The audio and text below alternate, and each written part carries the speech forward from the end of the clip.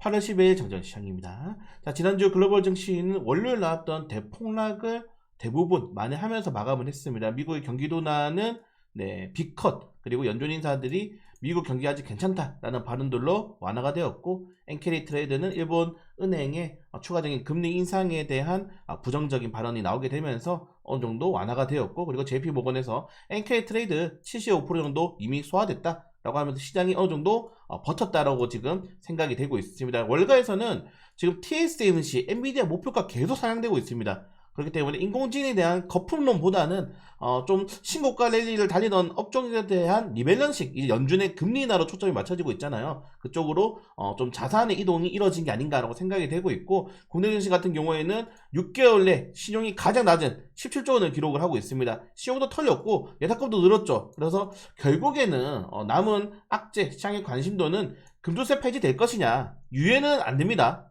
그 폐지가 되느냐가 가장 중요할 건데, 이 폐지 관련돼서 하반기까지 계속 정치권 그리고 이런 금융권에서 이슈가 나올 가능성이 매우 높다는 점들까지만 체크하시면 될 것 같고, 자, 이번 주에는 미국의 소비자 지분가지수 CPI, 소매지표, 소비자 신뢰지수, 경제지표가 발표하는데, 뭐 다행이라고 할지 모르겠지만은 CPI 발표 다음날 우리나라 증시가 휴장입니다. 근데 또 이렇게 하면 잘 나오더라고. 꼭 우리가 쉴 때는 잘 나와 지표가. 네, 그래서 이제 목요일 날은 휴장이고 우리나라가, 그리고 금요일은 미국이 옵션 만기이기 때문에 사실상 월화수 이번 주는 3거래 정도, 3일장 정도가 좀 주의하지 않나, 좀 이렇게 생각이 되고요. 그리고 외국인 투자들의 이런 매도세가 좀 진정이 되려면은 반도체 종목들의 반등이 좀 필요한데, 뭐 TSMC라든가 엔비디아라든가 대부분 종목들의 반등이 좀 나왔기 때문에 또 외국인들의 수급 전환 한번 기대를 해볼 수 있도록 하겠습니다. 특히 시장이 최근에 하락할 때 지수를 받쳐준 게 연기금이었죠. 오랜만에 연기금 물량이 국내 대형주로 들어왔고, 삼성전자, 셀트리온 뭐 이런 종목들로 많이 현금이 유입되면서 시장을 좀 받쳤다. 시프트업이 좀 특이하죠. 이제 게임 대장주가 아마 시프트업이 되지 않을까, 좀 이렇게 생각이 되고 있는데, 아무튼 연기금이 시장에서 받아주는 업종들이 반등이 좀 대부분 크게 나올 수 있기 때문에 연기금 포트폴리오에 들어간 업종들은 보통 연기금이 연말에 리밸런싱 하는데, 지금 들어왔다는 거는 최소 연말까지는 보여야겠다는 거잖아요. 그래서 연기금이 집중 매수한 업종들에 대한 관심도 가져보시면 나쁘지 않을 것 같습니다. 그래서 오늘 뭐 전체적으로 시장은 나쁘지 않을 것 같아요. 네, 나쁘지 않게 마감할 가능성이 높은데, 중요한 건 금주세 관련돼서 회복 좀 빠르게 논란이 진정이 돼야 되는데, 저 계속 이야기 나오면은 피로도가 쌓이거든요.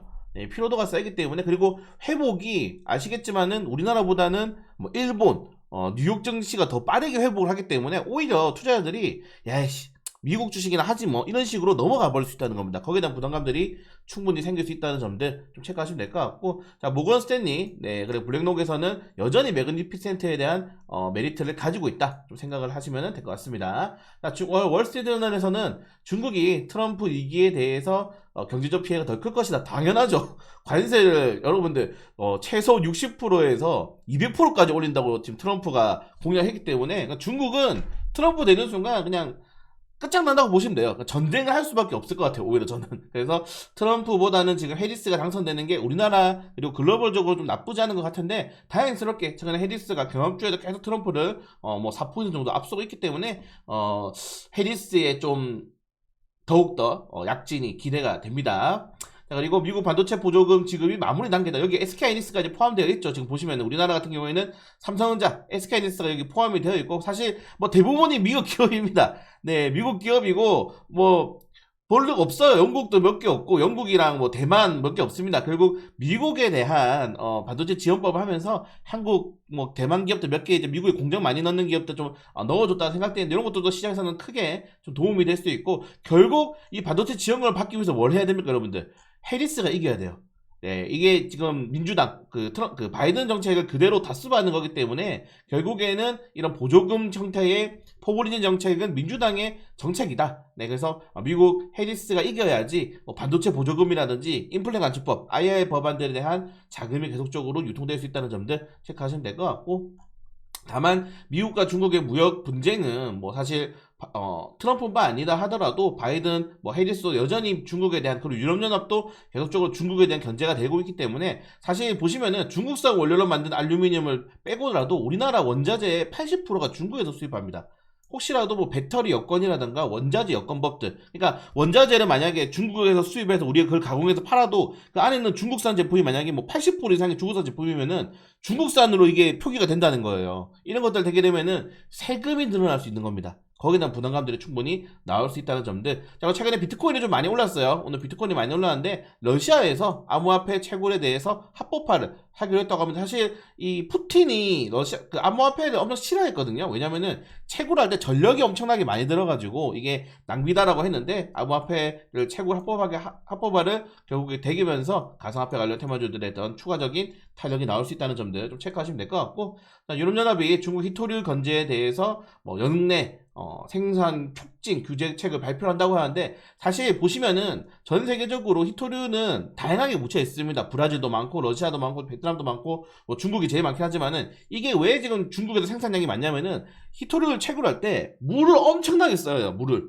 엄청나게 땅바닥에다 뿌리는데, 그게 히토류가 여러분들 금속이 전자제품에 들어가는 금속이잖아요. 그래서 땅에 중금속으로 오염이 됩니다. 이게 토양으로 물이 스며들어가지고 히토류 채굴한 지역은 거의 원자력 발전한 것처럼 땅이 오염된다고 해요. 그 정도로. 그래서 사실은 많이 묻혀 있어도 다른 나라 국가들이 안 하고 있는 건데, 중국은 뭐 그런 거 신경 씁니까? 그냥 파는 거죠. 그래서 중국산 히토류 제품이 많은데, 여기에 대해서 다른 나라라든가 아니면은 히토류를 좀 채굴할 때 자연을 더 훼손하는 방법들을 계속적으로 연구 개발을 지금 하고 있다라고 하고 있습니다. 다만 빠르게 이루어지지 않을 거다, 이렇게 좀 말씀을 드리고 싶고요.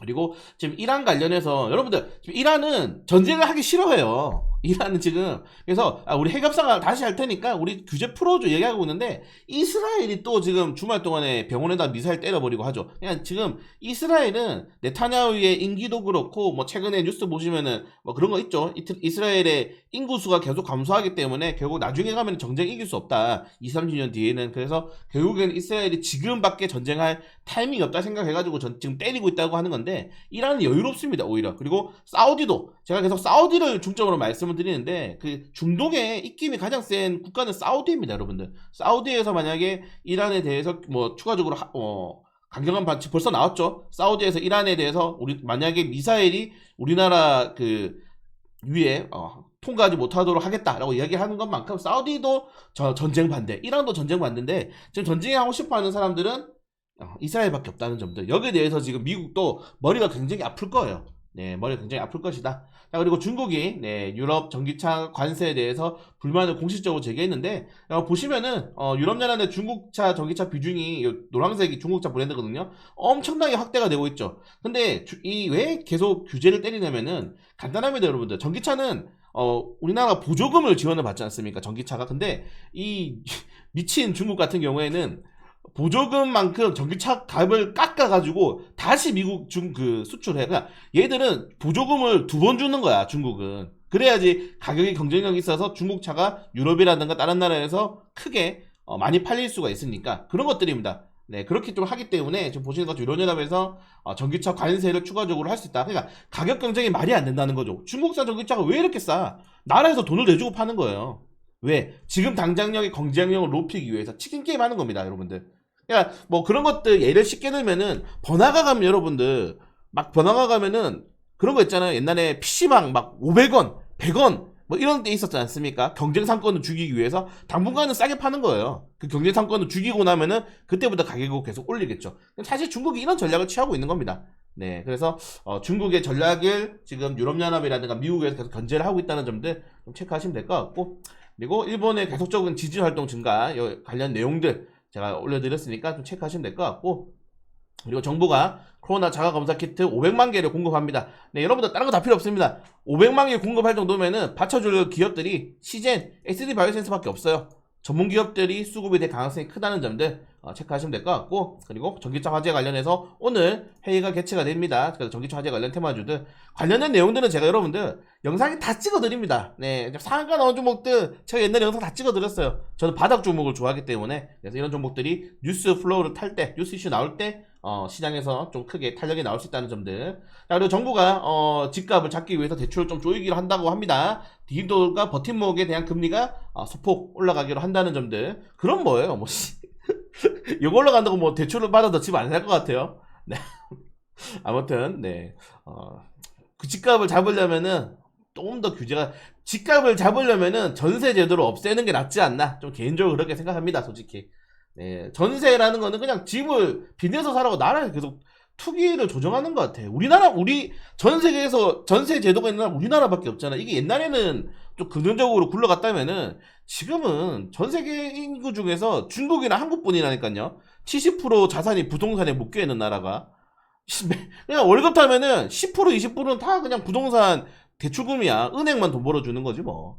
그래서 모르겠습니다. 네, 아무튼 그리고 뭐 개별적인 이슈 종목들 저는 계속 반도체 관련된 뉴스를 참고를 하고 있는데 엔비디아 같은 경우에는 미주어에서 또 목표가 상향시켰고요. 그리고 TSMC도 네, 목표가 계속 상향되고 있고 이번 매출 거의 역대 최대치가 나왔죠. 여기다가 가격까지 인상시켰기 때문에 반도체 종목들은 나쁘지 않은 것 같은데 이게 좀 엇갈리고 있는 것 같아요. 네, IT와 반도체 종목들에 대한 좀 이런 상생 효과가 나지 않는다 그래, 시너지가 나지 않는다고 그래야 되나, 좀 엇갈리고 있는 것 같다, 이렇게 말씀을 드리고 싶고, 인텔 같은 경우에는 무디스에서 이번에 또 신용등급 강등을 시켰습니다. 이번에 실적도 그지같이 나왔고 너희들 왜 기능 못하냐. 근데 여러분들 제가 자주 말씀드렸는데 인텔은 사는 종목이 아니다. 그냥 반도체 종목 중에 좋은 게 많은데 왜 인텔을 사느냐. 우리나라로 치면은 삼성전자, SK 하이닉스 있는데 DB 하이텍을 사는 사람들이 꼭 있어. DB 하이텍을. 인텔이랑 똑같은 포지션이란 말이에요, DB 하이텍이. 그러니까 좀 사지 마세요, 인텔. 좋은 회사도 많은데. 자, 아무튼 이런 내용이 있다. 네, 그리고 국내 증시 종목들 하나씩 좀 읽어보시면 여러분들에게 좋을 것 같고요. 네, 좋을 것 같습니다. 하나증권이 요새 좀 매도 리포터 많이 쓰는 것 같아. 예. 제가 좀 보고 있는데 하나증권 화났나요? 왜 이렇게 매도 리포트 많이 쓰죠? 네, 아무튼 자, 그리고 오늘 여러분들 공모 청약 2개, 신규 상장 하나, 그리고 MSCI 반기 리뷰. 오늘 일정 피곤해요. 피곤한데 제일 리스크가 있는 거는 결국 전쟁 리스크가 진짜 내일 과연 발생하느냐 안 하느냐가 가장 중요하지 않을까? 근데 유가가 안 올라요. 그러니까 지금 원자재로 치면은 무슨 전쟁? 사실 러시아나 우크라이나 전쟁 터졌을 때 유가 초급등했잖아요. 근데 지금은 유가가 안 올라. 알고 있는 거야. 이란이나 이스라엘을 제외하고는 지금 전쟁에도 본인들의 도움될 게 하나도 없는 거를 지금 다 알고 있는 겁니다. 그래서 전쟁이 안 나는 게 베이스겠죠. 네, 베이스기 때문에 전쟁이 좀 안 나면은 시장 좀 또 긍정적으로 흘러갈 수 있다는 점들 좀 잘 체크를 하시면 될 것 같습니다. 네, 오늘 이 정도 내용 있고, 제가 또 계잡주 시리즈 하나 더 올려드렸으니까 최근에 상한가 패턴을 다 파악을 했어요. 오늘 새벽에 종목도 열심히 또 공부를 해가지고 우정바이오, GH 신소재, 네, 상한가 패턴 파악했으니까 꼭 영상 보시길 바라겠습니다.